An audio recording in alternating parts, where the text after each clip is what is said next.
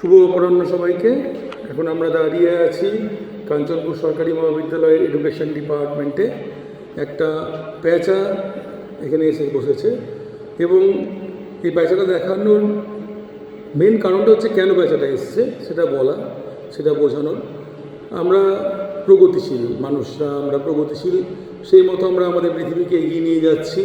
প্রতিদিন সভ্যতার সমৃদ্ধি ঘটছে, সংস্কৃতির সমৃদ্ধি ঘটছে, কিন্তু পাশাপাশি মনে রাখতে হবে এই অগ্রগতির জন্য আমরা নির্বিচারে বন ধ্বংস করে চলেছি।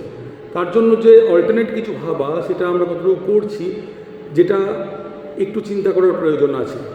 না হলে এই ধরনের যারা বন্যপ্রাণী, তারা নিজেদের বাসস্থান হারিয়ে তারা চলে আসছে শহরাঞ্চলে, লোকালয়ের মধ্যে, এবং তারা সেখানে আশ্রয় গ্রহণ করছে।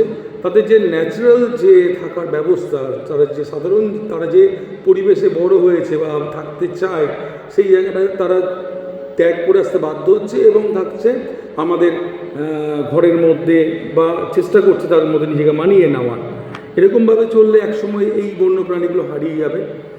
আমার আপনাদের সবার কাছে অনুরোধ যে একটু এই বন্যপ্রাণীদের কথাগুলো চিন্তা করবেন।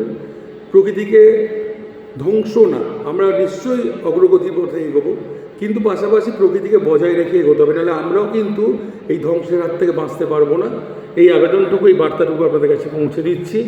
আমি সহযোগী অধ্যাপক ডক্টর শ্রীমন্ত রায়, বাংলা বিভাগ, এবং নেচার ফটোগ্রাফার বা ফটো লাভার, এই আবেদনটা রেখে আপাতত বিদায় নিচ্ছি।